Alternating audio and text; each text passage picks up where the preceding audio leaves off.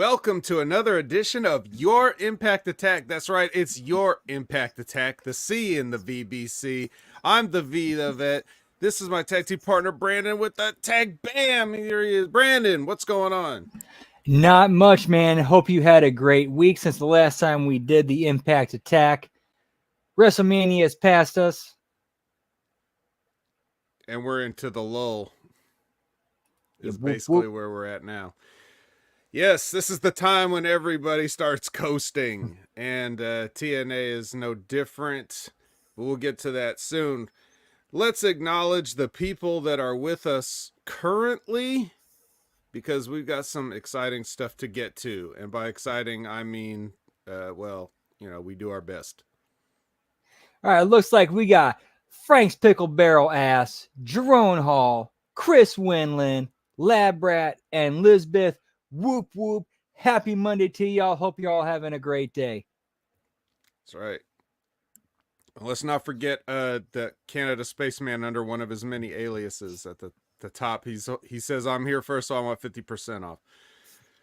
Well, that's kind of above our pay grade, unfortunately. It's above our pay grade. But you know what's not above our pay grade? I'm just going to get right into this because this is somewhat of a time-sensitive of a time-sensitive subject. We're just going to get right to this. I see if I can show you guys this. Can you guys see this right here? Okay, this is, the camera's not really focusing.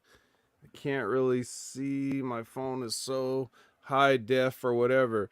But you can see the basic vague outline of what I'm showing you, right? Well, anyway, this right here, this little picture right here, that's a Power Town Wrestling Moose action figure right there that's just become available not so much as 3.5 hours ago for purchase, and that's just a picture of my shopping cart online. So I'm going to do a live purchase as I click the PayPal. It's taking me to my PayPal account. Okay, we're doing this live. They're getting my wallet. Can't see. I'm sure there's ways that I could lower the brightness in order so that you guys can see. But you know what? You're just going to have to trust me, okay? Continue to review order. I've got everything looks good. Don't have any Hameen dollars left in the account, so I'll have to do this myself. Okay. Oh, that's quite a bit of shipping, but I could not possibly pass this up in any case. And orders being processed. Got my order confirmation. So there we go. Moose. You think we're kidding about Moose on this show? Damn it. We are not kidding. Now, if this figure doesn't get canceled like the last one, then with any luck, we will have a mascot figure to display. I would never call Moose a mascot, but his figure can be a mascot. And we'll have that here for the Impact Attack. There. That is taken care of. Now, on to the other business. Any news that has happened in this past week that we have to discuss? I didn't see any particular new hot headlines out in the streets right now, so I don't think there's anything fresh out of the oven, just like that Moose pre-order. But Brandon, you did have some thoughts on the one thing that everybody was kind of talking about over the past week since we did our show, which was the Young Bucks' interesting decision to take the all-in footage and try to fold that into their angle that they're doing with FTR. Oh, yeah, overall, I thought that was an extremely weak attempt. I honestly believe the main motivation behind that was Tony Khan got butthurt over what CM Punk said during his interview with Ariel Helwani, and he tried to find a kayfabe storyline reason to fold that in and justify it, and it just came across really weak. Everybody saw through it. They knew exactly what it was, and it just made him and AEW as a whole look bad. That is the general, well, I would say that's the overwhelming majority consensus of this. I mean, it's hard to find people that can defend the actual action of airing the footage. Most of the people are just, if you hate CM Punk, you're going to continue to just bash him, and you're going to try to look at the footage as you'll grasp at straws to prove that he was a liar because he said he didn't do anything to make Tony Khan fear for his life, even though it shows him supposedly yelling at him and stuff like that. But so they will pick that apart, but nobody is really defending the idea of showing the footage that I've seen. No, not at all. In fact, even Dave Meltzer openly criticized it. Yeah. And I think that's where Ben Hameen's idea of them doing trying to capitalize off of the attention it's getting and making a parody of it, I think that would have actually worked better in their favor. Well, Define worked because just them doing it, whether it was promoted or not, however it went, didn't do too much, in terms of their numbers. They certainly didn't sell out, the building. Ooh. So yeah, Elizabeth just brought up some very interesting legal implications there, because they could have just gotten Wembley into some hot water by pulling that stunt. Well, they had plenty of time to be advised ahead of time if this was, if they were within their rights to show it. So I'm pretty sure that they knew what they were doing. True, but at the same time, though, Tony Khan and his billionaire mindset, is he thinking he could just go, screw it, I can buy my way out of that too? No. No, I don't think so. I also don't think, I personally, without any inside knowledge of the situation, I personally don't think it was, ultimately everything, as Tony claims, is his decision. But I think the actual idea of the footage, that's the one thing I would disagree with the assessment that you made, is that I think it's the Young Bucks that wanted to do it. I really don't think that Tony could have thought there was anything for him to gain out of it. I think he was convinced to allow it, is what I personally think. Because all of these problems have stemmed from them, so why wouldn't this be another one, right? Oh yeah, I have no doubt that they at the very least approved of it, because just by how they performed on camera, where they were, it definitely felt like they were getting their shots in at Punk while they were, introducing the footage. Yeah. So I don't know, but regardless, it wasn't necessary for any reason. And it doesn't make anybody look good for any reason. If you ever had any plans to bring Jack Perry back, it doesn't help his case. Doesn't necessarily hurt him that much, but it doesn't help. Certainly doesn't help. Even though he's leaned into it, he had you may have seen some of the stuff from the Chicago show, the Windy City Riot, New Japan show. And you know what? I'll say I don't blame Jack Perry for that. This shit basically cost you bookings and a job. Lean into it and make money off it. Yep. So there he is. And what else can you do? You got bitched out in front of the world, so you might as well try to get some heat, right? It's pretty good. No, that's probably the smartest thing Jack Perry could have done out of this. Yeah. At the end of the day, he's still Jack Perry and he still sucks. So it's not going to help too much, but hey, you could just get a little, you can get a little bit of a couple more bites at the apple, and keep your career afloat just that much longer, but no one takes you seriously anyway. So it might ultimately, not matter. I did want to say that, listening to, Al Snow cut a promo on this last week's Lions, Tigers, Bears, and Head. And I have never agreed more with everything that Al Snow when he frustratedly cut a promo. And it was funny because, Russo was sitting there and listening to it, but the promo was like almost directed at him. And I don't even know if he fully realized that or if he just didn't want to, if he just didn't want to just step into it because Al was in a mood. But everything that Al said basically kind of undid like all of his philosophies about wrestling and booking for the past 20 years or whatever. Because he was just saying like everybody's obsession with the shoot is kind of where we lost the business, in everybody's obsession with showing the things that are behind the curtain when nobody needs to know that. And that's the kind of stuff that I've been saying on like, you keep your TV product separate from your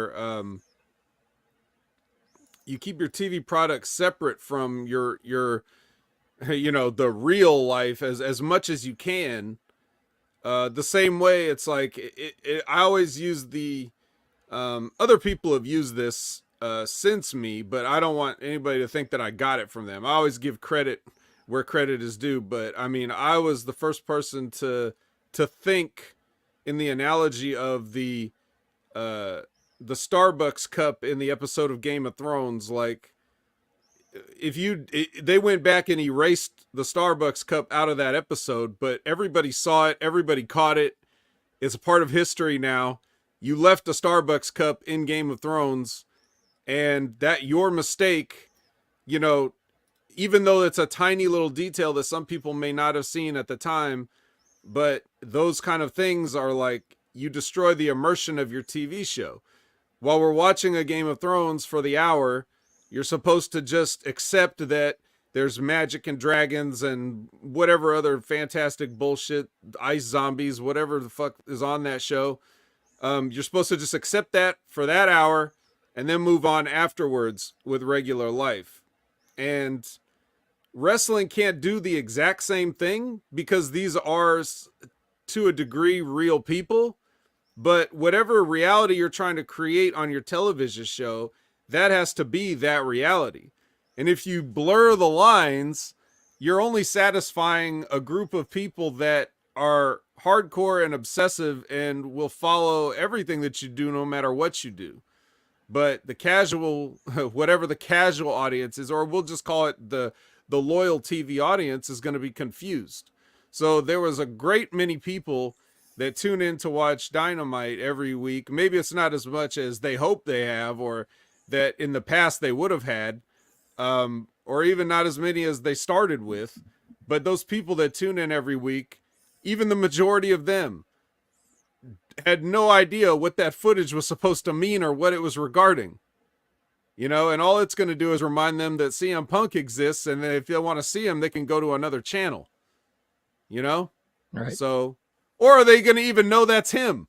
Or are they going to recognize him from that footage if they're that kind of a fan that just, it's there's really no benefit for it. There's never any benefit for doing it. And it's just, I don't know. I encourage anybody, any Channel Attitude subscribers or Russo Brand subscribers or HMG subscribers who haven't listened to that episode, please go listen to Al's exasperated, impassioned promo about, how we've ruined the business, basically. Right. Man, as you're explaining that, it kind of helped me out a little bit with this kind of theory I had where in the Attitude Era, when they started incorporating the corporate and reality elements of how like what happened on the show and in the ring affected like the business and corporate end of things, they started incorporating that into the show. And I think a lot of people mistook that for a lot of blurring the lines. Like, remember when Austin became CEO?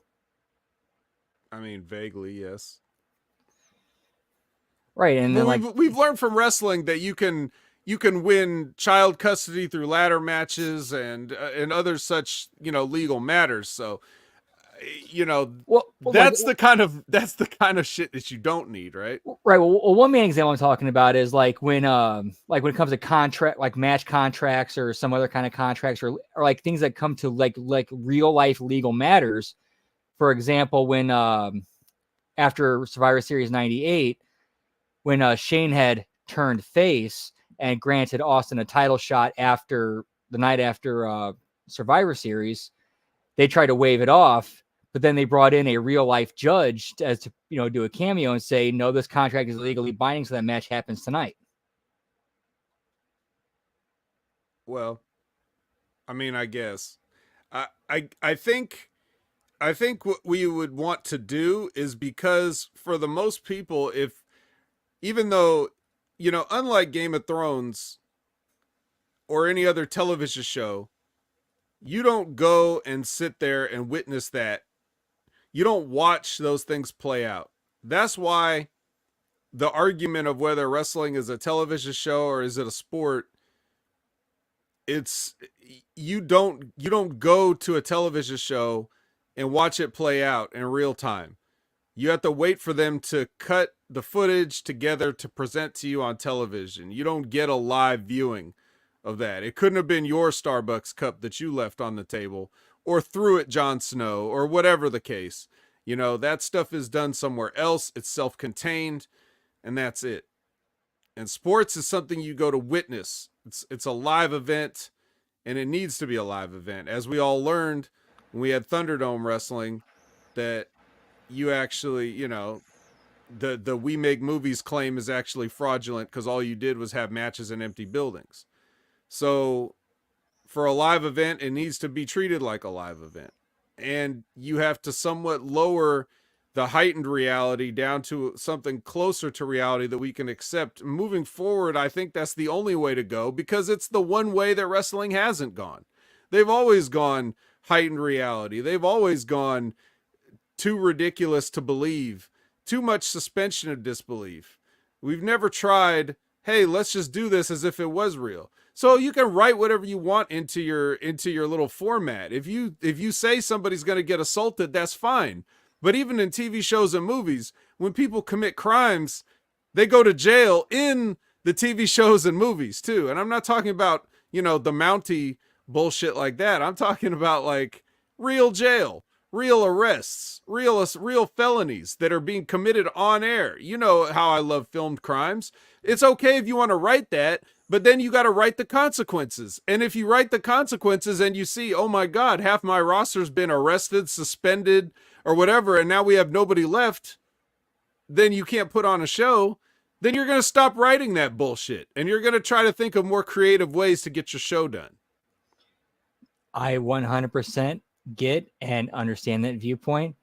This is just my personal experience, and from what I've seen and understood from people that I've interacted with during my time in the business, is that it just makes more sense that the wrestler, like if something happens to them, like for real, or if we're trying to play it as it's happening for real, they would rather get it, like try to do a thing where I want to get them in the ring where I can do whatever I want to them, where it's nice and legal. I don't have to get the police involved. Well, how many times do we do that? Exactly. It needs to be more written that way. That I'm 100% on board with. Like, it needs to be more booked, presented, and demonstrated that way. Like, Well, it needs to be. So in Endeavor with WWE and UFC under the same banner, right? So now both these things exist, okay? And they want to have crossover, they want to have synergy, and they want to have all this other stuff. Well, it's not going to work. Flywheel, pal. Flywheel. It's not going to work both ways that way. If in one contract signing, whatever, you have people going through tables and everybody's fine with that, and then on the other one you have weigh-ins where nobody touches, because if somebody did, then there would be consequences, right? Like if you attack your golden goose, then the fight could potentially be off, and then everybody's out of a payday. In wrestling, that's never an issue. So it needs to start being an issue. Right. They're like, yeah, there are plot devices in that context and in that kind of, fighter reality that you can use and utilize to, fix that. Like, okay, during the weigh-in, if you guys touch, the match is off and you're getting fined this amount of time, this amount of money, you're getting suspended without pay. Yep. And then what'll happen, right? If you keep writing those scenes, people will keep getting suspended and you can't use them on the show, right? So it'll force you to be more creative and more realistic. I would just like to see them try it. Look, we're doing better financially than we ever have. That's the thing. You see how much money wrestling's making and everything like that. But as I always say, yes, that's one way to look at it. One way to look at it. Another way to look at it is a Hot Pocket costs more than it ever has. And it's still a Hot Pocket. So you can raise the prices of tickets and merchandise and everything else, you know. The $20 t-shirt can be $30, and now you can say how much money you made on t-shirts. You're still, you know, at some point, I think we can always do better and more.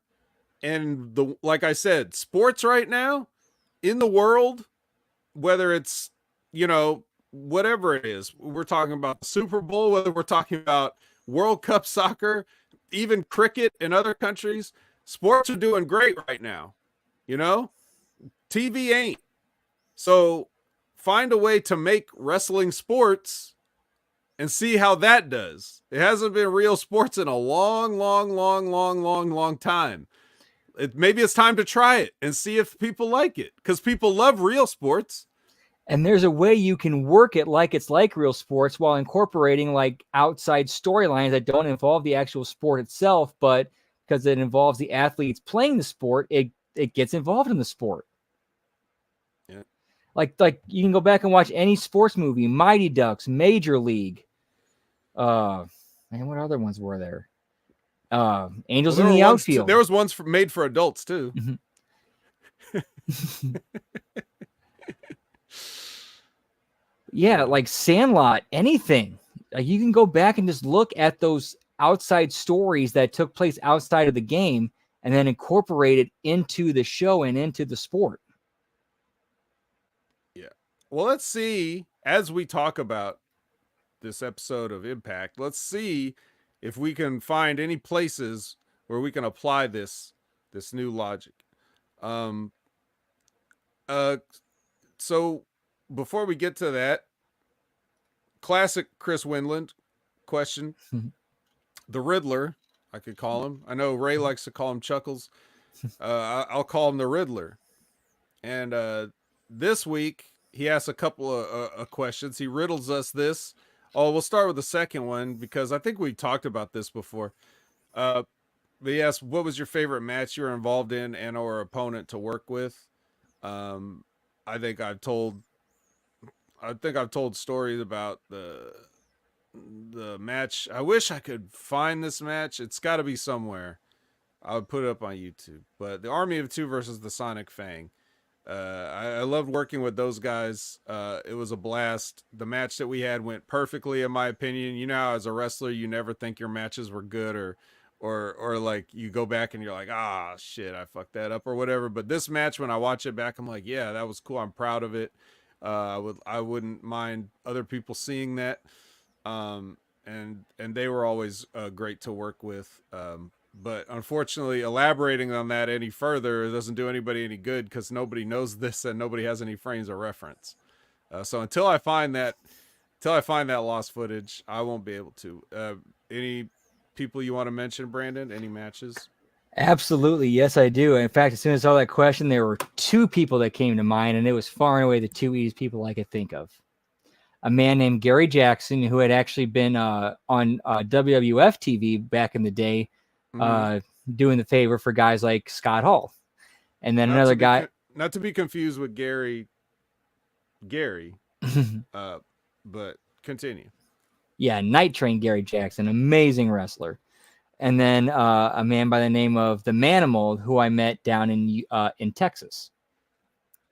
Manimal. And both of those guys, like what really meant so much to me, like working with those guys, is those are the two guys that I really learned how to work, like call it on the fly and just call it in the ring with. Yeah, that was And like the matches I had with them were always fun. They were always easy, simple. All I had to do was listen to them and do what they told me to do, and had a great time. Yeah. Well, for that matter, I wouldn't classify them as opponents that I love to work with, because they didn't really do that in a sense of like we had matches, like in front of people, but just the people I was learning from, like Serena Deeb, for example, is a good example of that. Just she just would call stuff in the ring and I would just listen, but she would make it easy. But even the stuff like she would call stuff I'd never done. So I did it for the first time, and I didn't have time to think about it. So just me and my instincts or whatever, that's when you find out, hey, I can do stuff, like it's that's the best part about being led by somebody that's a pro. And Serena was one of those. She would just be able to do that. It's like all of a sudden it just starts clicking. It's like, oh, now I'm getting it. Okay. Yep. And then of course, to relate it to TNA, Santino, same way. Only difference with Santino is uh you had to steel yourself, like your nerves, in there with him, because he is so funny all the time. So like when he's calling stuff to you, he's calling it in his voice, which at that time he was doing the Russian killer gimmick, the Boris Alexiev. That's the gimmick he does on the, provincial, provincial pro wrestling, whatever the fuck that fake, federation is that Impact does every year. Like that Boris Alexiev character, but he was doing that like as serious. But in a practice match, uh, he would do it as a comedy. He'd still have the accent, but the comedy character. So if he would tell me to slip over his shoulder on a slam or something, then when I slip over, he'd be like, "What the fuck?" Like he's like in character, but he's still calling shit. So it's like in the ring, it's like you have to keep from cracking up with him. But he's That great skill to learn. he's great in terms of like just leading you through, telling you what to do. Genius in the ring. Underrated because he always does comedy stuff. Like, and all his matches are goofy now, if he has any. But obviously he knows exactly what to do. He's a total pro. So like in those terms, I would say, I like that, but I don't list him as like a favorite opponent because we didn't really do that much. It was mostly, most of the stuff was in a training capacity, not in like a match. So I didn't get to work him like a real a quote unquote real match. But yeah, there's those people I love being in the ring with. There were so few people that were good because a lot of people are just backyard wrestlers or guys trying it out. So it's like I was the leader then.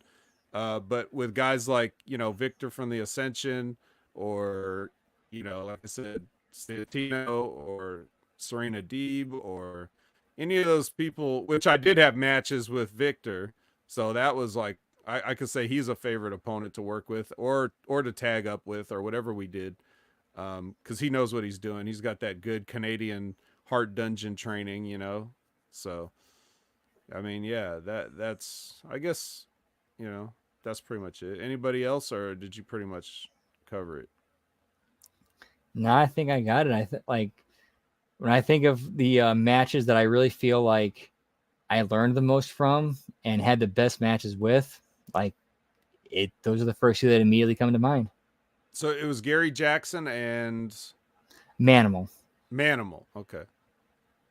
Um, so then the other question is, are there any moves or sets that are more difficult to perform that regular audiences may take for granted as being simple on TV? Well, I don't know.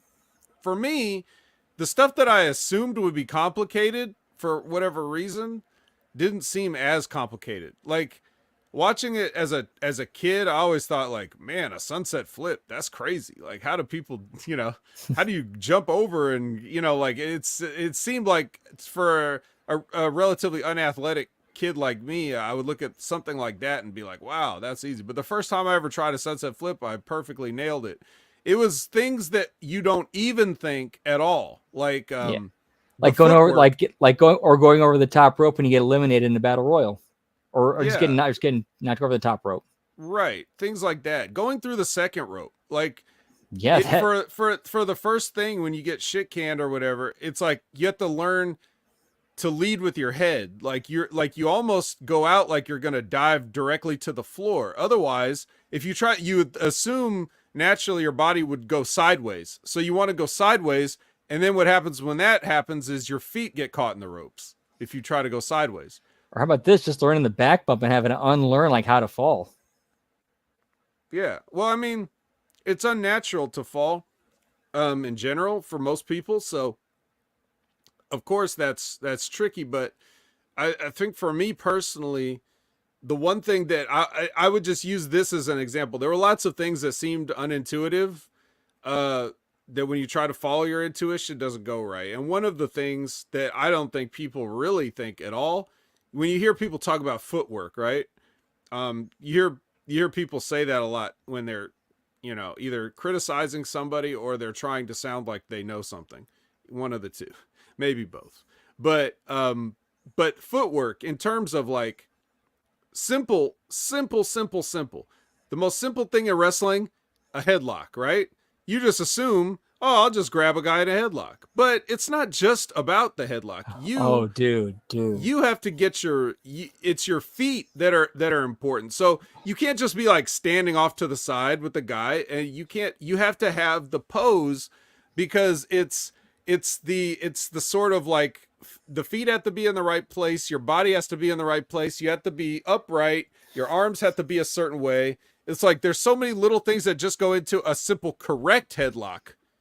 Yeah, exactly. You have to show the audience it's the pose, right? Like the headlock pose. You don't just grab a guy's head in your arms and sit there like you're waiting on a bus with your feet together or whatever. You have to have one foot back, one foot in front. Like you have to be like in almost like a lunge position. You don't think about that stuff when you just watch the shit on TV, because you're not watching what the guys are doing. You see the headlock, you don't see all the stuff that goes into it. So learning the correct footwork and placement on certain things that are just that simple and that rudimentary, that was like, oh wow, yeah, this is a lot more than I thought it was. Not that it's difficult, but it's just that you don't think about it.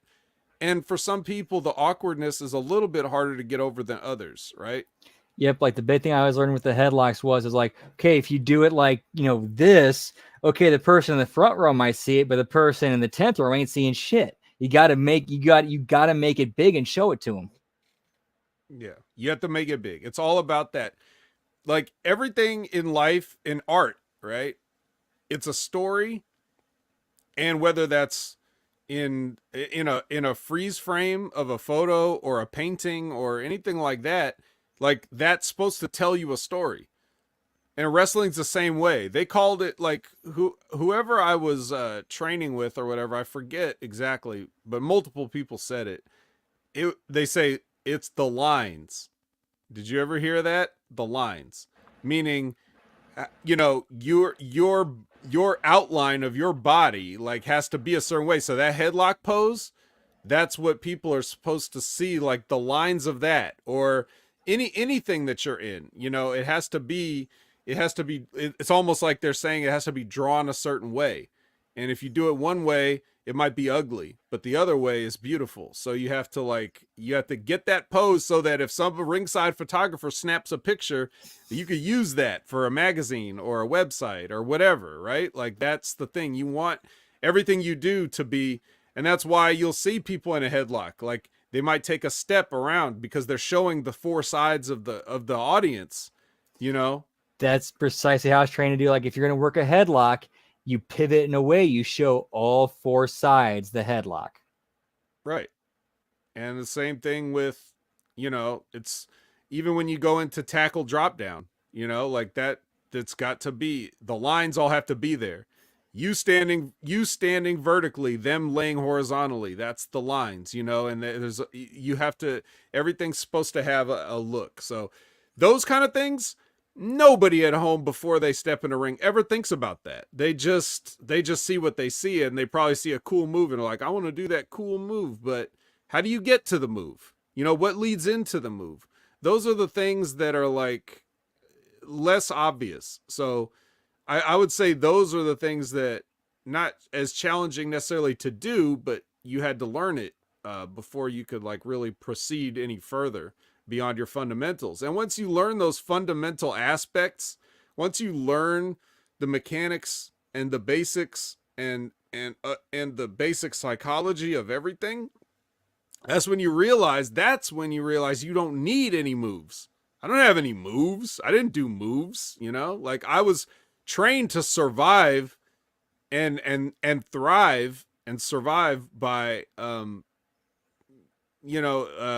just knowing how to do the most with the least, you know, whether it's people that you didn't get to talk to beforehand or people that didn't speak your language or anything like that, that you'd be able to have a 5-minute match and survive at any point and any time wherever you go with anyone. So that's the idea of fundamentals when we say that. And then once you have that, you can build upon that, you know, and start making your own brand as a performer. But without it, you know, you tend to fall into the, you know, everybody kind of has the same matches type thing. And that's what we see a lot of today. Yep, your basics and your fundamentals, that will get you a 5-minute match. And it's off that foundation of your basics and fundamentals that you build your character and your moveset based off of your character off of. Yeah, that's right. That's as well said as anybody can say it. So hope that answers your riddles, Mr. Riddler Winland. But thank you as always for the questions. I always look forward to that. And I'm also going to say, regarding back to our sports movie chat, look, anybody that's talking about the replacements, okay, you need to watch the original, The Replacements, Necessary Roughness, which is 1,000 times better than the shitty ass Replacements, okay? Replacements is just a knockoff of Necessary Roughness, and you need to see Necessary Roughness, and that needs to be your first cited football movie, okay? If you're talking about that, all right? Let's get that straight. Yeah. And to go back when it comes to, like, you know, with move sets matching characters, there's a story I remember Simon Diamond telling right after New Jack died, where he showed up to a show and New Jack's training guys in the ring before the show. And he tells New Jack, I didn't know you could work. And New Jack pulls him aside and he says, Oh, no. Jokingly, of course, but I'm sorry. It's your internet appeared to freeze at the moment you said what he said. Can you repeat what New Jack told Simon Diamond, please? Okay, yeah.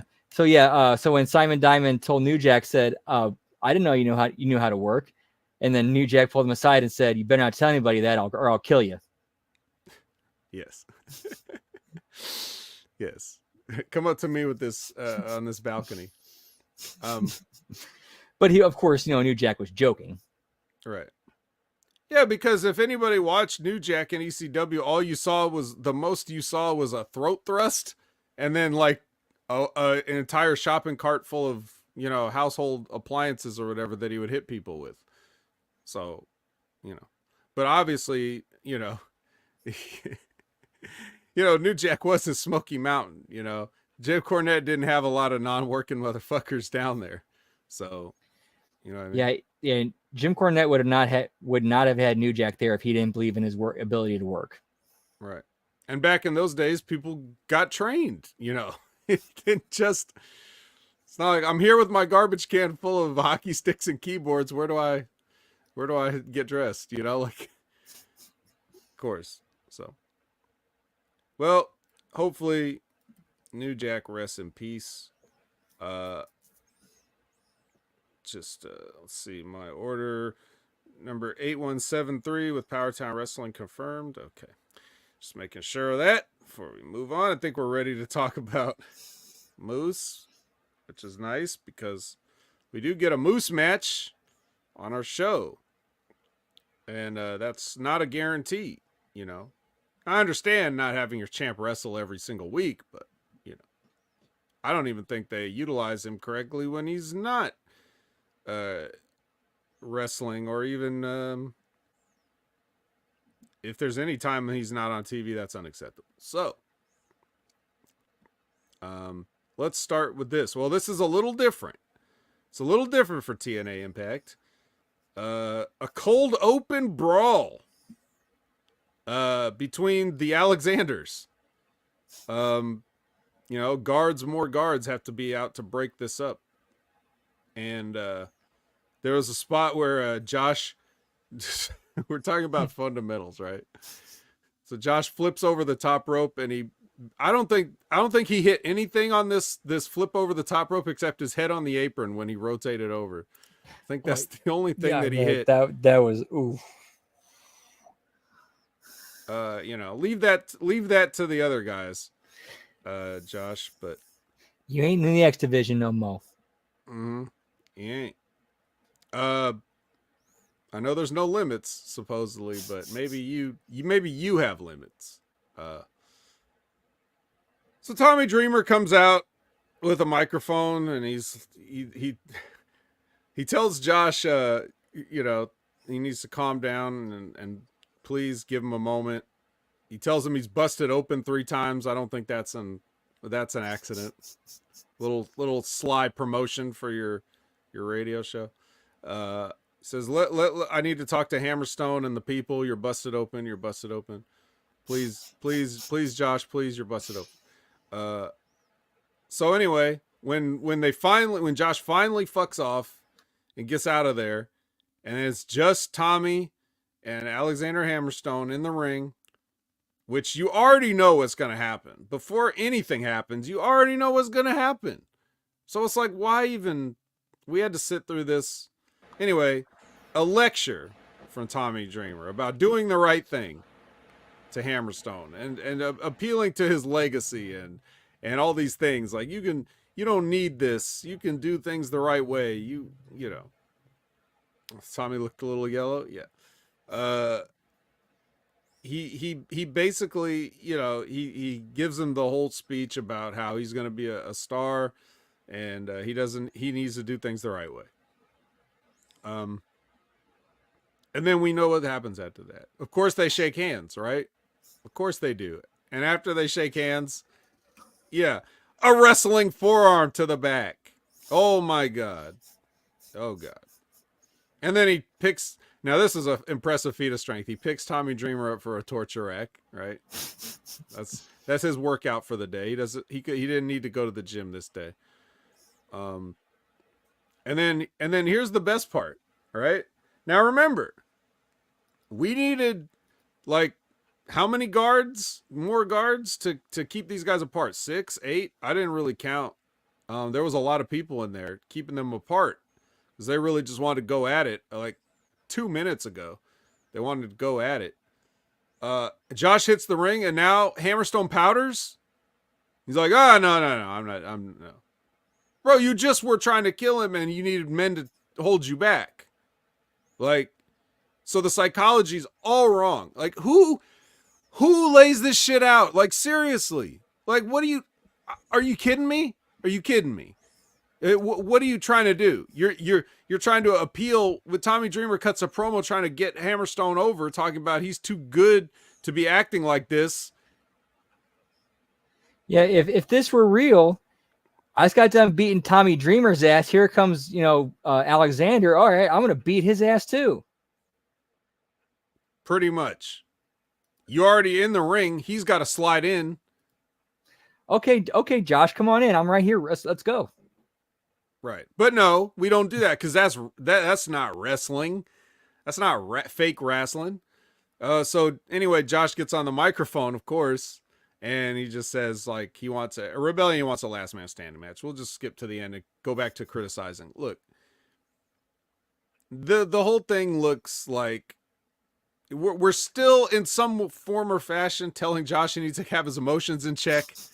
Like, I'm tired. I'm tired. If I'm tired, how is TNA not tired? Aren't you guys tired? Like, aren't you? Okay, you started out with a cold open. Okay, that's something, but it's nothing really. Anybody could do that. All you did was slide your cross the line theme song over into later. It doesn't. Ultimately you accomplish nothing. Aren't you guys tired of doing the same shit? Do you ever want to be anything different? Even if not one extra person watches your show, don't you want to put on a different show? Don't you want to do something different? Is anybody there at all interested in not just being the fucking laziest fucks that have ever lived and wishing you were WWE or ECW? Just can we please? I guess we can't. I guess that's the answer, is we can't. Because if you could, you would. So I don't know. And again, like if you're doing something with Josh Alexander and Hammerstone, why not do something where, like, you know, Hammerstone crosses the line to the point where HR gets involved, they're about to fire him, and Alexander steps in and says, "No, let me deal with him.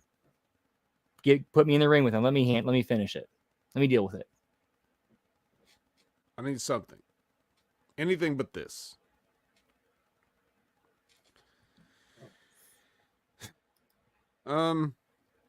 Exactly where we're at.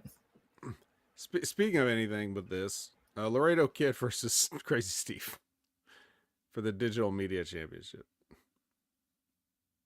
Any thoughts?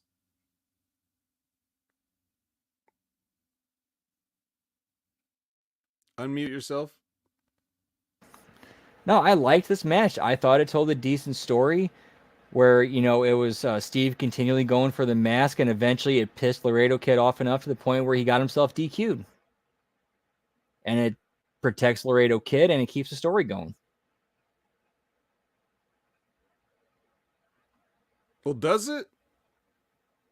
Because Laredo Kid just looks like an idiot, right?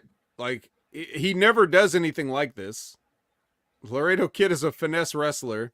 So when you get to the spot of where, you know, he's punching Steve in the corner or whatever, and then he shoves the referee, you know, like, that comes out of nowhere. It's not in his character or nature to do that, regardless of Crazy Steve going for the mask. He already knows who Crazy Steve is. It's not like this is some stranger he's encountering for the first time.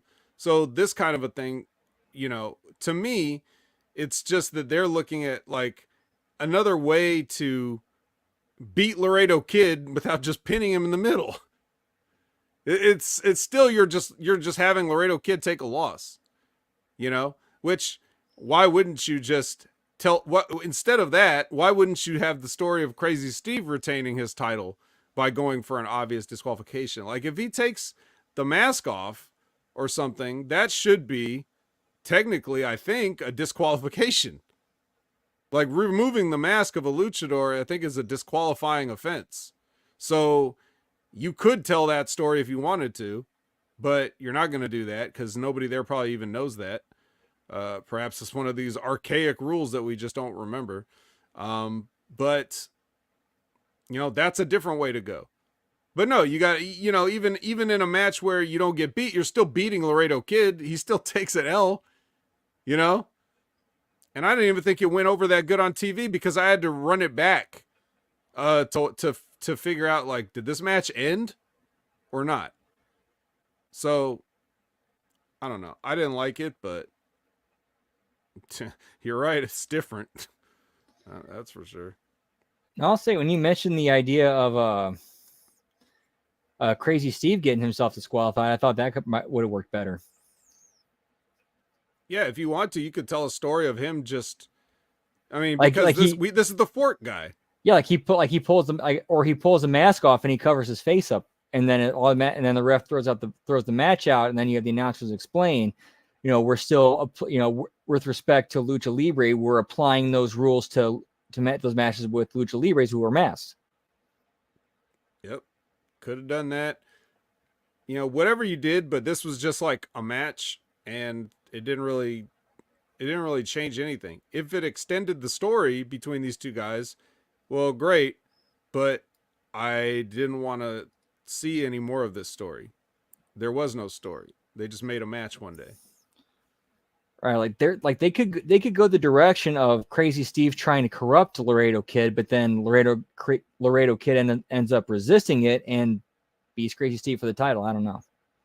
Yeah, Well, look, Laredo Kid winning a title, not in TNA, brother. Never gonna happen. Well, I mean, it is the digital media title. I mean, Yeah. Do they even have internet in Mexico? I don't know. So we get some shots of Khan and PCO's sensory deprivation, as is customary for the Monsters Ball. You know, I'm sure there's got to be some sort of a provision in people's contracts to avoid. Seems to be like cruel and unusual treatment for these Monsters Ball matches, like the 24-hour in a dark room. But you know, I would have to assume they're thinking, the viewers assuming that they signed off on, okay, I agree to these terms to do this match. Oh, of course. I would, wouldn't you? As soon as they put me in a Monsters Ball match, I'm not going to complain. I'm not going to be a pro wrestler and refuse to do something, right? I'll just accept it. So, but obviously PCO's not human, and obviously Khan wanted this, so of course he knows what it is. Alex Shelley apologizes to the group, and they hug it out. And then that's, there that is. Yeah. Liz says, can we just call it the PCO rules match? Because he had like 5 in the past 2 years? Yeah. He's had quite a few. Sure. But no, let's just call it the Monsters Ball. Because, the tradition. Here's the thing I got to thinking when I was finishing up watching tonight's show. You remember the story about how Nick Khan and Triple H are wanting to do cross promotion work? I guess, yeah. Well, with Jordan Grace appearing in the Royal Rumble, TNA would be a prime candidate. How far-fetched would it be to see maybe AJ Styles or Abyss come back to TNA to do some stuff? Not that far-fetched, because, I mean, I don't know if Abyss really wants to. He seems to be comfortable, but AJ could, although it'd definitely be a step down for him. But that's the thing. Like, if TNA has any sort of if for their part they have any sort of designs on cross promotion, which they should, I mean, yeah, just no PCO WWE. Don't worry, I don't think they're going to be wanting that. But if TNA wants it, you got to show them something else. You got to get. They're not going to watch this show and be like, "Oh yeah, we're definitely going to lend you AJ Styles." I don't think so. Abyss would be a lot more likely simply because he's only a backstage personnel at WWE, and his on-air character in TNA wouldn't really affect any of their on-air business in WWE. Exactly. And nobody even knows that he works at WWE, so it'd be perfect. All right, so next we have ABC versus, and this is the name, I guess, First Class. So there you go. That is Rich Swann and AJ Francis, in case you weren't aware. And Rich Swann, is doing his best to look less homeless these days. He's shaved his raggedy beard, and he has pulled his hair up into a nice ponytail. So he's pretty classy. And these guys have a match. It's pretty good. The match is pretty good until they got like a very mid hot tag, but I mean, everything was fine. And I like the finish where they do like ABC goes for the 1-2 sweet, and then when Ace flips Chris Bay for the cutter, the art of finesse or whatever it's called, or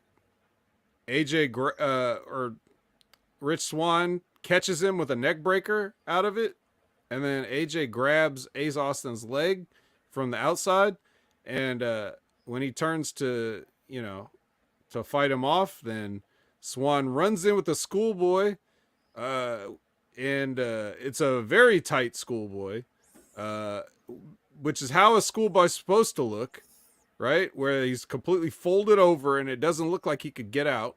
and he does pull the tights for extra measure. So it's tight with the tights. It's I like the finish. That's how you do a schoolboy as a finish. The match was good. You know, AJ Francis continues to back it up in the ring, everything that he's saying.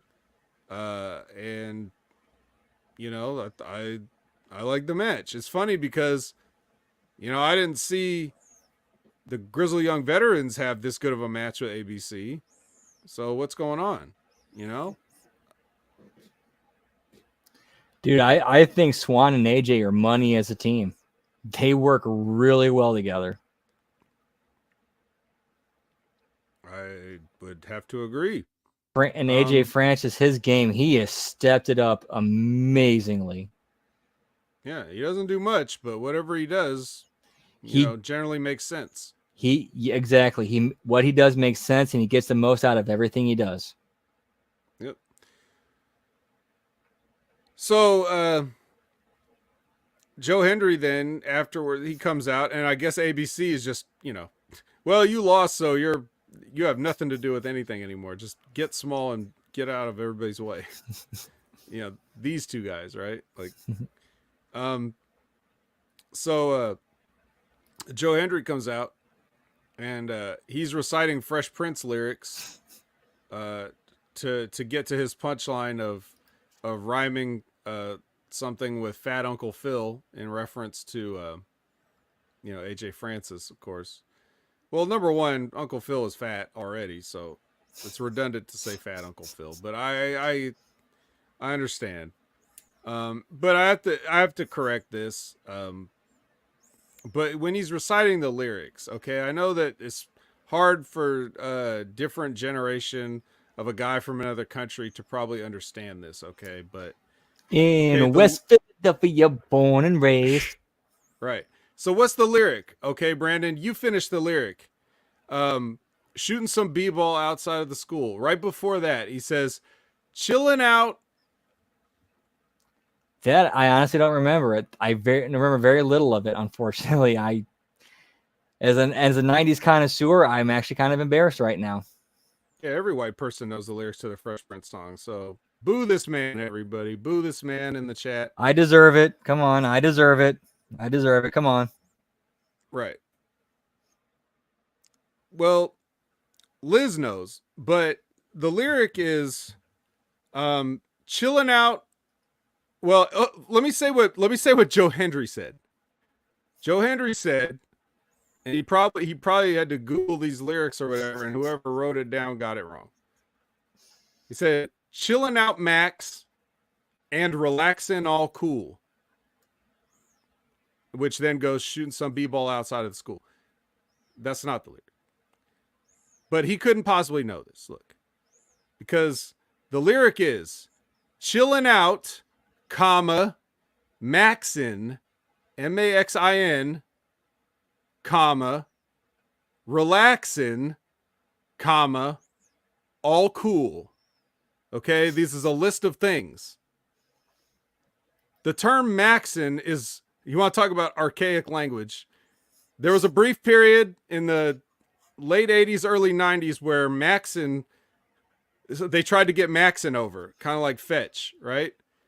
And maxin is just a corny 90s urban hip hop way of saying like to the max or, you know, whatever. We are so old, dude. Yeah. I mean, Joe Hendry can't know this. Look, Scotland, they don't say maxin, right? Or if they do, it means something else. It's just, but that's what it is. It's not chilling out Max. Yeah, Tulsa. Yeah. He probably thought chilling out Max was some phrase we used to say. Chilling out to the max, but we just cut out the to the part. Chilling out Max and relaxing all cool. No. Maxin. We maxin. Right now. Right now, we maxin. Impact attack, maxin. Impact attacks and maxin, relaxing all cool. And reviewing some TNA outside of the school. When a couple of guys are up to no good, starting cutting promos in our neighborhood. They got in one little fight, and our guards got scared. And, you know. And you move into Bel Air. Right. So anyway, now that we've corrected that, basically Joe Hendry said that they're going to have a match at Rebellion per Santino. So AJ Francis versus Joe Hendry. Once and for all, I guess. Speaking of Santino, he's in, I don't know what part of the building this is, electrical? With Ash by Elegance and the Concierge. They're making the point that Steph DeLander was a proxy since Ash was unable to compete. But since Steph won as a proxy, it should be Ash's match, as she's ready to compete for the Knockouts Championship. But Santino says it doesn't work like that around here. So, you know, he just leaves them in this, you know, boiler room area or whatever it is. Yeah. Any thoughts on this? No, just character development for everybody involved. Okay. Gets to see some more night vision shots. PCO's just on the table under a sheet. I mean, that's, you know. But then they have the doctors in there, like, waiting with him. Like, they don't have to wait, right? Or was I wrong about that? Or was it just him alone in the sheet? I forget. I think it was him alone in the room until it was time to revive him, and that's when the doctors came in. Okay, got it. All right. All right. Next is Ali and Grizzly Young Veterans. He's trying to convince them that Jake something is a problem for everybody. And they're like, whoa, it's more of a problem for you. Unless, you know, you're going to pay us some money. And then Jake something comes in and, you know, it almost turns into a scuffle between him and the Grizzly Young Vets. And then Ali's like, see? And then they're like, okay, let's talk business. So. Okay, then we get a contract signing for Steph DeLander and Jordan Grace. Steph is accompanied by, as Santino calls him, Matt Qdoba.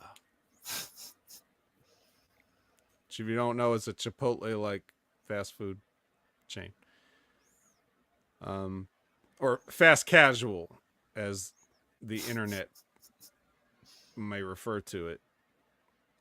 I had to Google it, but not because I didn't know what Qdoba was, because I didn't know if there was any near me. So I wanted to see if I could go get some, but apparently not.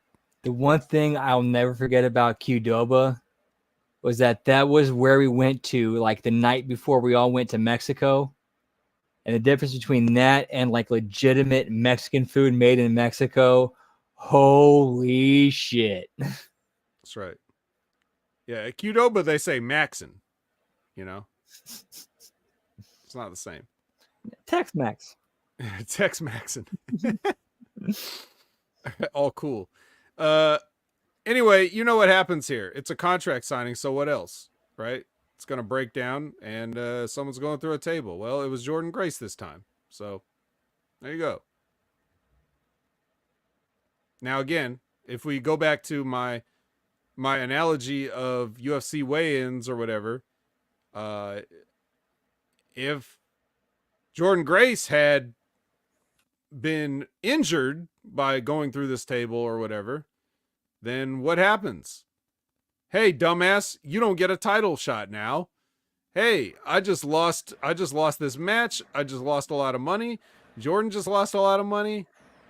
Who knows when she'll be able to compete again, blah, blah, blah. Like, these are consequences to doing this type of shit. But in wrestling, it's just accepted, like, oh, okay. Well, here's the problem with this. And if Jordan's the heel, you can turn it into a storyline where she's milking that, pretending to be hurt, and then on the go-home show, you find out she was faking it the whole time. All right, match is on. Yep, that's one old school wrestling way to do stuff. But here's the thing. So now this is a gimmick, but we had last week on Monday Night Raw, we had Liv Morgan attack, Liv kick. She came in and attacked Rhea Ripley backstage. So the baby face kind of attacks the heel kind of, because they're blurring the lines, and so there's a backstage attack. Well, in this backstage attack pre-tape or whatever, Rhea Ripley's hurt as a shoot. And what do they do now? So now she comes out on Raw, and what? Does she have to vacate the title? Is that what happened? That's actually exactly what happened. She vacated the title, and then she had a farewell with her stable backstage before she walked away. Yeah, I'm only asking because this doesn't air here for another half hour. But I'm just saying, like, okay, so now what? You fucked yourself, and this happened as an angle, but for a shoot, you fucked yourself. So there are consequences. Now, granted, does Rhea Ripley really need to vacate her title? Because obviously Roman Reigns can just have a title for months and months and not have to defend it. So, like, theoretically, Rhea Ripley could just turn into Roman Reigns here if they want. But no, the typical thing for a wrestler is, oh, well, if you're hurt. So how does it make sense that if you're hurt, they just take your championship from you? And if you're healthy, you can just disappear for weeks and months at a time. This is why wrestling, going back to wrestling tropes and stuff, you have to be consistent with it at the very least. You know, why should she? You know, what if she could get better in 3 months? But the point is, you're always staging these attacks backstage, and then everybody's just fine. Well, now you got consequences. So if you could hurt Rhea Ripley, then couldn't everybody just get hurt in backstage angles? Or more to the point, you showed on AEW a backstage scuffle, and this guy got fucking fired, and nothing happened. But Liv Morgan can beat the shit out of somebody backstage, and she's not supposed to get hurt for a shoot, but she does get hurt. But it's not like Liv Morgan got fired. You know, that's why I was making that joke for so long after that incident. Like, well, everybody here should be fired and everybody should fear for their life. I kept saying that on every show. You know, I should start saying it again. The precedent's relevant again. Yeah, the real life precedent's been set. Yeah, so fuck off with all this bullshit. This contract signing, a table. A table. Jordan Grace threw a table. Fuck off, man. Just fucking lazy. Nobody cares. Fucking table. When do people start falling in love with tables anyway? This is another thing that's Bully Ray's fault. I don't know. I want to say it goes back to the mid-90s with the Public Enemy. Actually, might even go a little bit further back than that with Sabu. Well, it's all ECW's fault. ECW ruined wrestling. Well, here's something that doesn't ruin wrestling. Well, actually, it kind of does. I was going to say the System visits Masha in her little red room there. And she gives an answer that they don't understand. So that's funny. But it sucks because it's the System except Moose. So even though there's a reason for that, I still don't like it. I mean, even if Moose was ready for his match, he still could have showed up in his gear, you know. Very much so. But what I do like, though, is that the fact that she answered in Russian, nobody knows what she said. It leaves with intrigue, and it's episodic and progressive. So it at least advances the story and gets business done. Yeah. Okay, we get our next Jonathan Gresham vignette, where he talks about all the masks he wears. I mean, we know he wears an octopus mask, but I don't think that's what he's talking about. So he says, you know, I have the mask I show the world. I have the mask I show my close friends and family. And then I have a third mask that I don't show to anybody. And I don't think that's how masks work. I mean, if you don't show it to anybody, then is it a mask? It's like if a tree falls in the forest, like you can't, how can you call it a mask if you don't show it to anybody? You know? Yeah, this was a really like kind of like like a poorly inverted take of the whole of the saying of there. You have three faces you show the world. Like you have your third face that you show to the world. Your second face you show to your closest friends and family, and then your third or your the final face that you don't show to anyone. Right. And that's supposed to be you. So you can subvert that and say, you know, it's the mask I wear when I look in the mirror. You know, that could have been something. But instead it's just somebody trying to sound deep. It's another film school dropout that, you know, films Eric Young surviving stabbings and getting up and riding a motorcycle in the night. You know, like that it's whoever's this is, you know. What is the I'm sorry, what is the shorthand term for this type of filmmaking?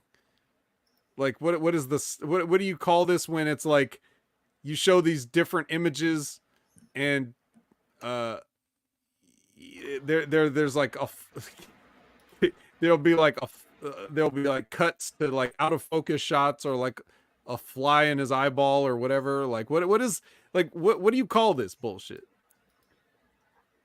Man, I'm not 100% sure, but I honestly think it is called like abstract filmmaking. Yeah, but it's you. I know that abstract filmmaking, but like in the this is specifically usually done for like horror things.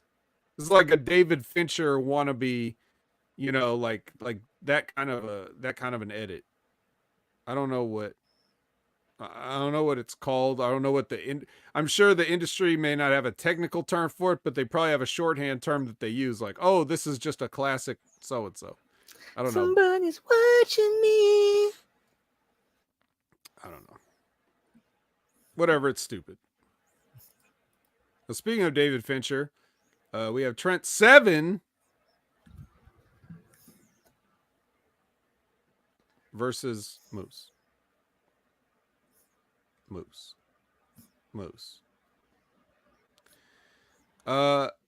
Moose had a line in this match that basically summed it up. I know he was just saying it in character, but I'll take it. He said, "You don't deserve to be in this ring with me." And I was like, "Yep, you're right. You're right, Moose. He doesn't. He sure doesn't." And thankfully, the time doesn't bear that out, or it does bear that out. It only takes about 4 minutes or so, maybe even a little less, to put Trent Seven away. So yeah. And Moose, knowing this, kind of gave Trent Seven most of it, but he also didn't really sell much of it either. So pretty much perfect, I would say, for what it needed to be, I guess. Yes, I'm with you. This match was exactly what it needed to be. Right. Now, maybe it didn't need to happen in the sense that we don't need to see Trent Seven with his shirt off, but sure. Fine, whatever. Moose, fair trade. Trade in Moose favor. But then the system gets a little greedy and they want to beat up Mike Bailey. And then Time Machine has to save the mountain from the system. So Time Machine all on the same page. We have enough people to fight the system. We actually outnumber the system a little bit. So yeah. Liz, just watch Moose. Yeah, that should be my catchphrase. Like, hey, Vet, what'd you think of WrestleMania? I just watched Moose. They'd be like, but he wasn't on WrestleMania. I just watched Moose. Well, you don't see Moose right there in that 16 ladder match. He's right there. There he is. There he is. I see Moose everywhere. It'd be like, I'll turn into Haley Joel Osment. I see Moose all the time. Moose biopic, played by Bruce Willis. That's right. Except Moose was alive the whole time. Alive and thriving. Yep, that's right. Twist. Labrat says, will Moose lose the belt to Nick? I'm afraid, Lab Rat. I am afraid. I mean, it's obvious that you would ask us, our instinct would be like, well, no, of course not. But come on. Like, you see how bad everything else is they do. Can barely put them on the show. I'm afraid. I am afraid. But that at least is good in the sense that it creates doubt. Like, if you got championship matches, important matches, even undercard matches, doesn't matter. The whole idea is to create doubt, you know? So that's the true and real fight promotion as it is in pro wrestling. You, even when people are, you know, how many boxing matches have been sold on the idea is like, well, maybe this guy could beat Mike Tyson. No, he was not beating Mike Tyson, but whoever talked up enough of a good game to make you think there was a chance to spend $100. So that's the idea here. You have to create the doubt. And whether it's doubt based on if I'm looking at it on their own terms that they're presenting it, or whether it's doubt based on me knowing how wrestling is and how promoters think or what they think is cool, then the doubt is there. So. And that doubt has certainly been earned. Yeah. I'm afraid that they will test a Nick Nemeth title run on Lab Rat. I don't want that. I don't know if he could survive this. This could be his final test. So, if Moose drops the belt, it should be in like a multi-person match to another heel, and then that's the person who Nemeth beats for it. Or just not. I will say that I think Moose should at least hold the belt until his figure comes out. Because his figure comes with the little TNA championship. So, yeah, at the least, yes, you can market and promote and sell that. Yeah. And I don't want an outdated figure when it arrives. It's probably not going to be here for like another year or some bullshit like that, right? Like, I'd be lucky to get my Moose figure by the end of 2024. And Moose has to have the belt at least that long. Yeah, I mean, give Moose a long run, build him up as your unstoppable heel, so that way when he finally does drop the belt and go under, whoever it goes to is a made man. Well, let's put it to you like this, Brandon, as a recent WrestleMania watcher, when Cody went over at WrestleMania, did that mean something? In that moment, it did. Follow-up has left well, we don't know desired. about the follow-up yet. I'm just talking about, did it mean something to win the biggest prize at WrestleMania against the guy that had had it for years? To me, it felt that way in the context of the story they were telling. Okay. So even if it's TNA, they may not be able to create the spectacle of that moment, but they can still create the meaning of that moment. If somebody can come along and be the right guy. Nick Nemeth hasn't even earned it, you know, in terms of like, not his career, but just in terms of TNA. Like, if he wins now, people will just think that, oh, here's TNA doing what they've always done, put the belt on ex-WWE guys who couldn't be the main focus of that company, right? Christian, you know, whatever. So we're doing it again. We don't want that. But anyway. Oh, Labra got a Punk and Larry figure? Oh shit. I just didn't I thought that was a cool figure, but I didn't like I don't like that figure. Like that sort of like squat, sort of chibi looking wrestling figure. I like the proportion, the more realistic proportioned figures. So I don't have a lot of figures, but you know, I buy them as like, again, mascots for these podcasts, so that I can show it on camera, and that's really it. So it's like it's an expensive investment for a few seconds of entertainment for you guys, but it's worth it for me. But anyway, speaking of the system, they bitch at Santino and Gorilla, so I like that, how they come in and, you know, it's sort of a direct follow up to what we just saw, which we don't normally get. And again, because it's pro wrestling, why would you follow up on anything that anybody does? Who cares about logistical flow or consequences or anything? But here they did it. They were coming like, what the hell? Moose like, what the hell was that? It just basically they're all complaining at the same time, so it's pretty good. And so essentially, Santino just makes a match with Fat Eddie and Fat Myers against the Guns next week for the titles, and then the winner faces Seven Ball at Rebellion, and then Decay comes in, and they're like, "Well, since you're handing out rematches, we want our rematch," so they get their match at Rebellion, and it's just a fun little. It's a fun little tidbit that, they're in Gorilla, which is named after Gorilla Monsoon, whose name was Morella, which is who Santino was named after. So, little cute touch there. Yeah, and I liked this segment. Like, how often do you see okay, I know these guys have a title match against these guys at the pay-per-view, but you're going to defend the titles against these guys before it, and whoever wins that defends against the team is supposed to be challenged the champions at the pay-per-view. Like, they actually covered that. You never see that happen. True. Labrat says the fat system. Yeah, that could be.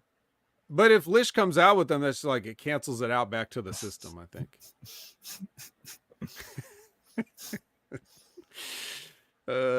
Yeah, she's like they're positive weight, she's negative weight. Right. So it brings it down to the system again, I think. I think that's what I think that's how it kind of works. It's a balance. Yeah, it's a balance. All right, now we get one of the members of GYV versus Jake something. That's how they promoted it earlier. But it turns out to be James Drake, the guy who Jake shoved in the back in that earlier vignette. It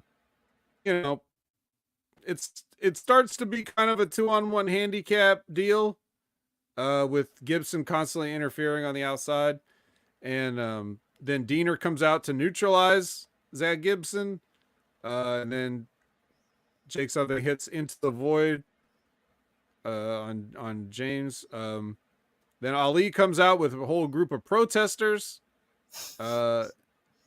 And then they say, what were they chanting? I forget. Something about how they don't want Jake something to be able to compete in the X division. I don't remember the exact words of it. They just started gluing themselves to parts of the Impact Zone. Yeah, that would have been handcuffed to the rails. Mm-hmm. But then they couldn't have done this thing where Jake something dove on him. He dove on the protesting crowd, showing that he does have X Division style whatevers. Then he throws Ali in the ring, and then Grizzly Young Veterans save. They attack him, and they hit the grit your teeth on Jake, and then they hold him up so Ali can give him a belt shot.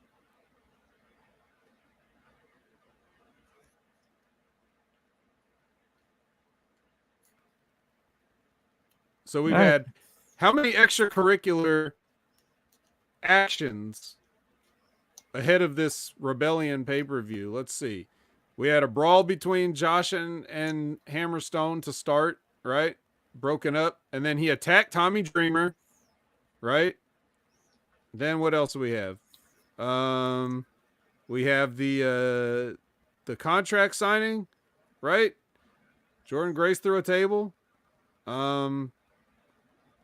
Then we get, the system attacks their opponents after the match. Then they have this attack after the match. So, they're trying to manufacture excitement here, but it just ends up being repetitive in the long run. Okay, so Ali hits Jake something with a belt, and he's just going to be fine, right? But a belt shot, if it's going to knock you out, well, doesn't that mean that Jake something suffered a concussion? I mean, don't we have protocols for these type of things? I don't think you're supposed to take a hard blow to the head with a metal object. You know, he might be out of this match. So once again, you're just, not only are you touching before the match, but it's kind of extreme and it could be potentially threatening to your match. So, you know, I feared for my life. never want to be in this position. This is bull crap. All right. The monsters ballers are let out of their rooms. As you said, the doctors are brought in to resuscitate with car battery cables. PCO. We get an ad for Immersed, which is that YouTube show on the TNA has. And then we get the Monsters Ball match. Well, they hyped it up all night. And what do you think we were going to get? Do you think we were going to get anything interesting or innovative here? You think you're going to see anything you hadn't seen before? What did you think, Brandon? I'll let you go first. This felt like we're in the ECW arena, so we got to do an obligatory hardcore brawl. So let's get, our two biggest guys who are known for this to do it. That is what it felt like.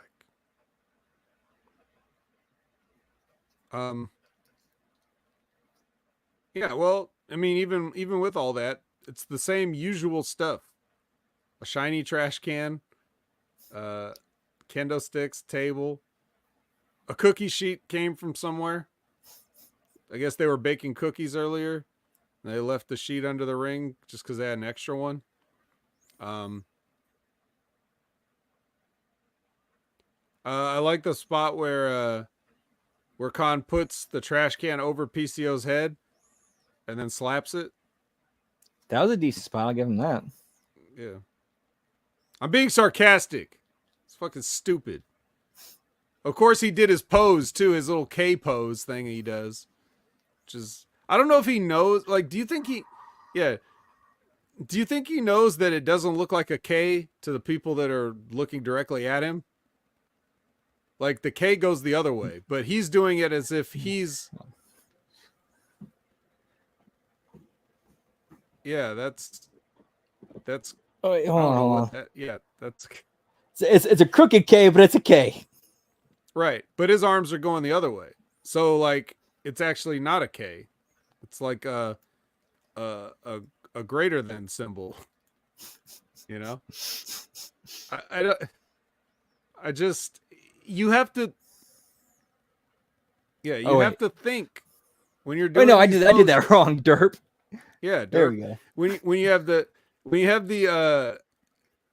the you're facing the audience, you have to do that in terms of the way they're going to see it, right? So it's just whatever. Who cares? They go through the table. They go through a ladder. Khan feeds tax to PCO. I guess he was hungry. They weren't I guess the cookies weren't filling enough. So he gave him some tax. Me want thumbtacks. Yep. But he just takes a handful of them, throws them back into Khan's eyes, and then he gives him a choke slam in the tax, and then he pours more tax on Khan, and then moonsaults the tax and Khan and pins him, and then it's mercifully over. I mean, what do you want? Props to the ref for selling his hand after the 3 count. Yeah.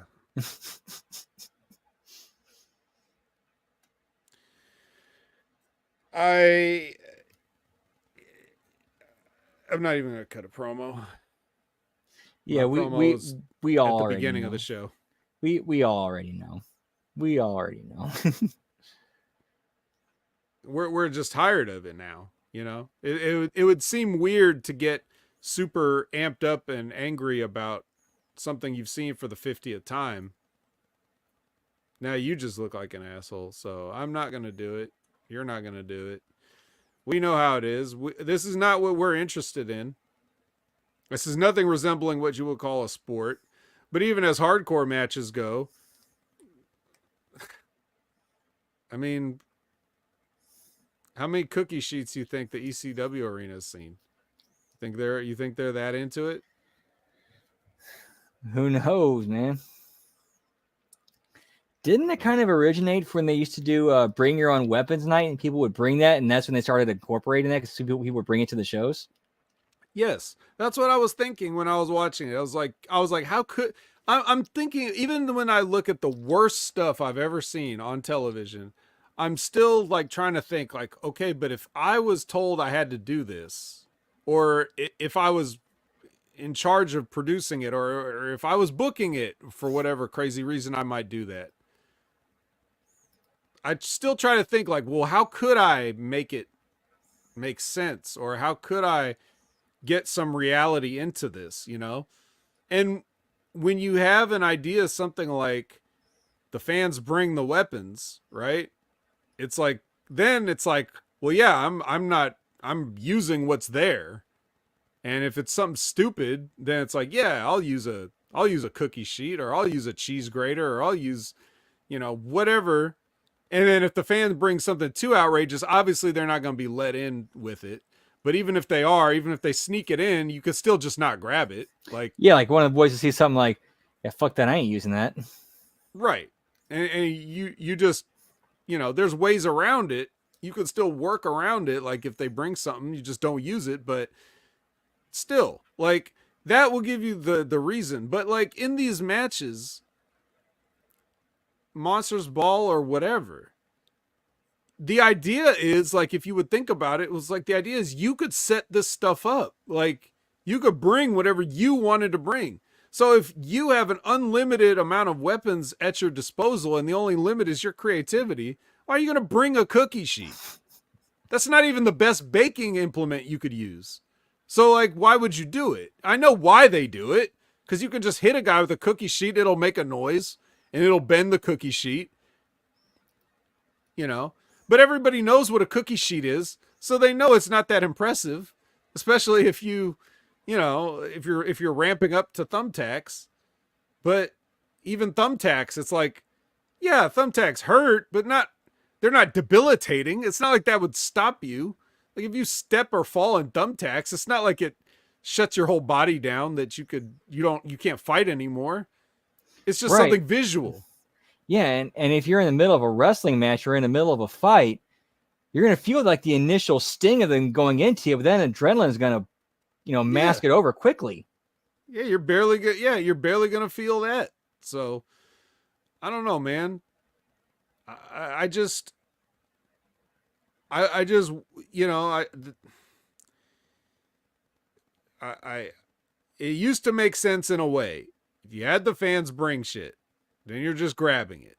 But if it's up to you and this is the best that you can provide for yourself, there's way more dangerous stuff in that building you could use. And that's the kind of shit you need to think about. Why not choke them out with the cord? Or any other type of like wire you can find backstage? Yeah, why not? Why even stay in the arena? Because you don't have the production to be able to do stuff backstage? That's the real reason. They did say that the match had to end in the ring.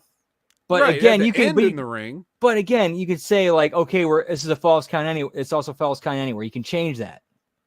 You could change that. You could have started the match when they get out of the rooms and have them fight out there. Right, like you could have had Khan as soon as PCO stepped out of his room, Khan's there jumping him. Right. And he jumps him every other damn time, so why not now? Maybe he's too disoriented from the 24 hours in the... Whatever. Look, it sucked, all right? The main point that I think we can take away from all this is that I ordered the TNA Moose figure. Okay, so that's done. I got my confirmation. If they don't cancel it, then I will receive that whenever. I don't know how long it'll take.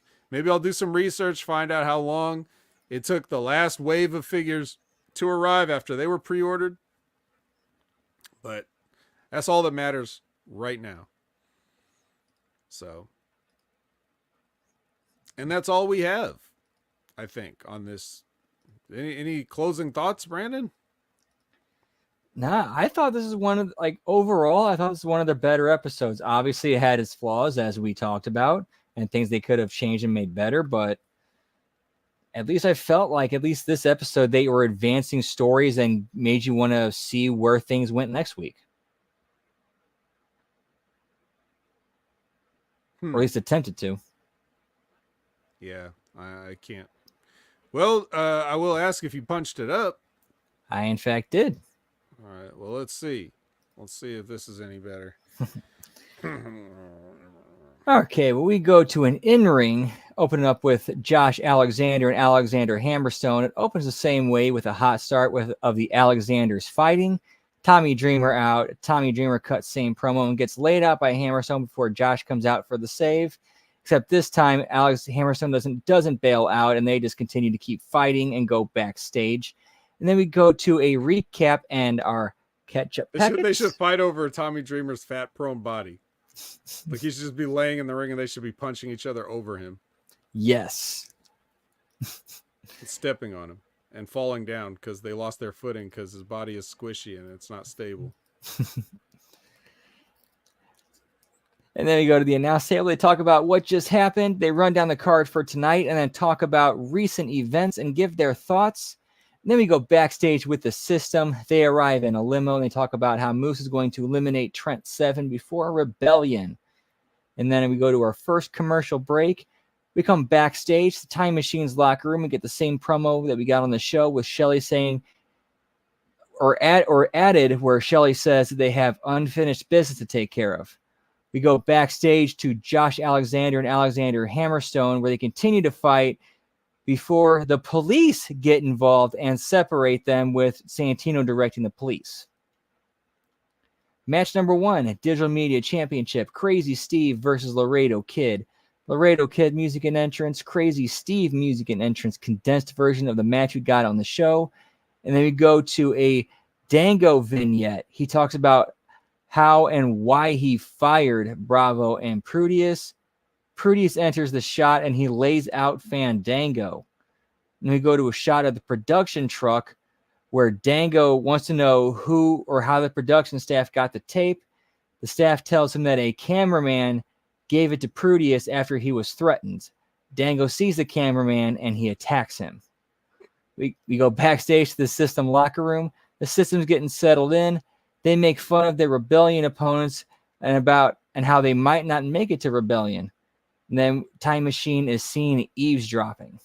And we go to our second commercial break. Pre-tape, Ali and Grizzled Young Vets, the same one that we saw on the show. And then we go to match number 2, ABC versus First Class.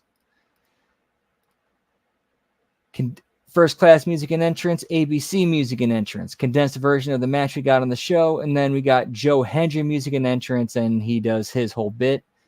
And he gets the lyrics right. He gets the lyrics right in this version. And then a pre-tape of Ash by Elegance and Santino, which is the same one that we saw on the show. And then we get a package of Staff DeLander winning the 8-4-1 match. And then we go backstage with Jordan Grace and Steph DeLander with Matt Cardona, and we have shots of them separately heading to the ring. And then commercial break number 3. Come back with the in-ring knockouts title match contract signing. Steph DeLander music and entrance with Matt Cardona, Jordan Grace music and entrance, and we get the same segment that we got on the show. Then we go to the Jonathan Gresham vignette, the same one that we got on the show. Pre-tape, Masha and Alicia with Eddie and Brian, same one that we got on the show. And then we go backstage to Crazy Steve. A cameraman catches up with Crazy Steve and asks him about his match with Laredo Kid. Crazy Steve says he's beginning to open Laredo Kid's eyes. Then we go backstage with Gia and Moose. Moose says he's going to beat Trent Seven so bad he won't make it to Rebellion. Before we go to our fourth commercial break, come backstage with Santino and Decay. Decay enters Santino's office. They want the rematch for the Knockouts tag titles, and Santino gives it to him for Rebellion. Match number 3, Moose versus Trent Seven. Trent Seven music and entrance with Mike Bailey. Moose music and entrance with the System. A little bit longer version of the match we got on the show that ends with the System beating down Bailey in 7 before Time Machine runs out to attack the System, and the System bails. And then we go backstage with Ali and the Grizzled Young Vets. We see the same segment that we saw on the show. And then we go to a Spitfire vignette that has Jody Threat taking Danny Luna to a Toronto punk club. I don't want to see that. Then we go backstage with the Santino, the System, and Speedball Mountain. We get the same promo we got on the show, setting up the matches for next week. Match number 4, Jake Something versus James Drake. James Drake music and entrance with Zach Gibson. Jake Something music and entrance, same matches on the show. We go to a pre-tape of PCO and Khan with them leaving their rooms, and they start to head to the ring before we go to our 5th and final commercial break. New Japan hype video. And now we go to the announce table where they run down the card for next week and hype matches for Rebellion. Match number 5, Monsters Ball, PCO versus Khan. Khan music and entrance, PCO music and entrance. We get a condensed version of the match on the show. Post-match, Hammerstone runs out. He attacks and lays out both PCO and Khan. Josh Alexander out. Hammerstone lays him out, and he stands tall to end the show. Okay, so we have the real monster, not these fake monsters. Correct me if I'm wrong, but did I hear that where you had the Ali Grizzly Young Veterans spot twice on the show? Did you put it down twice, or did I? It is very possible. It has been a long day for me. All right. So obviously we only want that to happen one time. Right. I'll go back and edit that before I upload it to Substack. And then, so you would have formatted it where after the System schmaz with the Time Machine, that you're gonna put stuff like you said, the Spitfire thing. You're gonna put stuff in between when they come through the curtain. So you don't want it to just flow directly from the match and then maybe a break and then them coming through the curtain. You want to stick something in between it, NXT style, to break that up. My thought process with that was like they're still kind of calming things down, getting things, broken up. And that's when they air that to kind of, while that's going on. And then when it comes back, that's when things have kind of settled down a bit where they can kind of go, what the fuck, man? I would think that the commercial break would have been enough. So I would have just put that other thing a little bit later. But that's me. But that's just a note that I don't want to just sit here while you say your script. Throwing out some feedback and we get some little bit of discussion and different viewpoints. No, and that's why I like reading it to you, so you can punch up the punch up. Yeah, I like the idea that. I mean, personally, I might have even done it on the show where there is no commercial break. Like if we go directly from Time Machine running the System off to them just going right back there. Because how long is it going to take for them to walk past a gorilla position after they just powdered out? It shouldn't only take a few seconds for them to be like, fuck this, we're going back. So that way you could have one uninterrupted sequence of then, and then the show feels more immediate. The show feels live. The more prepackaged stuff that you slot in different places, you're definitely, everybody knows it's pre-taped, but you're definitely tipping your hand that this ain't live. This is just some, we recorded all this weeks ago and now we're just airing it. So if I was TNA, I would like to at least give the impression that this shit is current. But yeah, I like the way you put it that way. I could definitely see something where the System immediately heads to the back, then you cut to the different shot of backs of the gorilla where they're walking through the curtain, walking up to Santino, get the headsets on, and they're like, "What the fuck was that shit?" Yeah. It's tough to. I understand it's tough to keep the logistics of all these things in order when you're doing these tapings, and I know this stuff is probably just out of order. But you probably already laid out what you want to do for that whole set of tapings. You probably have your sequence of events that you want to put in order. And even if you don't film it in order, you probably have it written out in order. So I would try to do as much as I can, put as much effort into it, and making it feel like as much stuff flows into the next thing as possible, so that it gives you that sense of urgency and immediacy that a live program gets. But even Raw, which is live, doesn't have that at times. Like, they do so much bullshit where like they'll stick stuff in between people's entrances.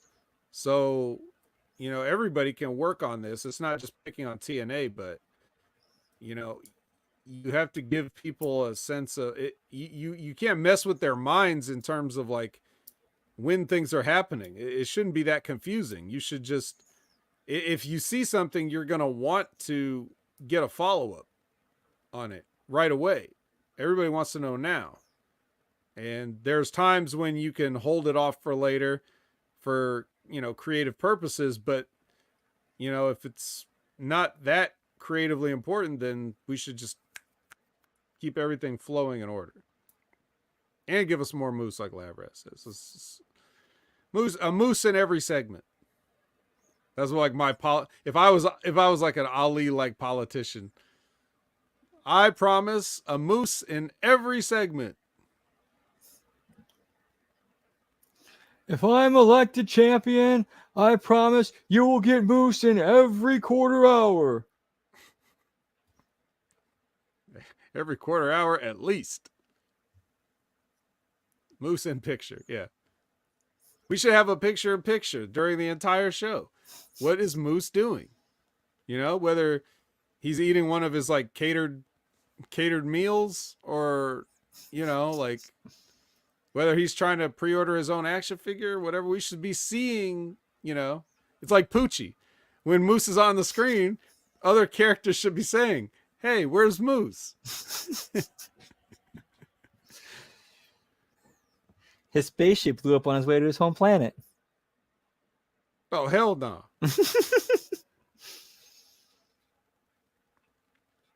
So, well, there you go. Well, we may not be able to have more Moose, but there can definitely be more Brandon. Brandon, where can they find more Brandon? As always, you can find me on Twitter, or as the kids call it these days, the X at Transarchistia. Still kind of running into some issues with getting the Twitch channel up, but once it is up, it is twitch.tv/Miss Tia the Transarchist. And you can also find me on Substack at HMG Brandon. All right, you can find me at Opinion Haver on all social media, whether you call Twitter or X. You can find me on the every Sunday with Jimmy T for the Wreckage, where we sift through the Collision results and other news of the week. That's every Sunday at 8 a.m. Pacific, 11 a.m. Eastern. Then you can find me every Wednesday for the Next Level Wrestling review of Big Ray Hernandez. That is also live at 8 a.m. Pacific, 11 a.m. Eastern. You can find me on, you can find things that I've created, so to speak, such as the Concrete Time of Wrestling with Rip Rogers, their live Q&A. Concrete is my gimmick that I gave to them, and it's their Concrete Time of 8 a.m. Pacific, 11 a.m. Eastern, except when it's not. So maybe the concrete hasn't dried and somebody's put a handprint in it. But whatever the case, if you subscribe to the channel, you'll be notified when they go live, and you'll get access to, Tales from the Territories, a Rip telling stories about his time in different places that he's worked over the years, which is a very entertaining source of wrestling information. Then you could also find me you can find me looking at Stevie Richards' channels, which are the Wrestling Analysis channel, where he talks about the first ECW pay-per-view, Barely Legal, from 1997. In one of his later videos, you can still see him reviewing workout equipment on his fitness channel. You can see him on the podcast every week, The Big Fitness Show with Big Mike Behrens. And you can see his wife's channel where she does things like going on a walk on a Florida beach or whatever. So many things with everybody from me, Rip Rogers, Stevie Richards, everybody. It's so much content out there for you. And we thank you for joining us tonight or whenever you get a chance for our content, The Impact Attack. So for Brandon, I'm the vet and I don't have a sign.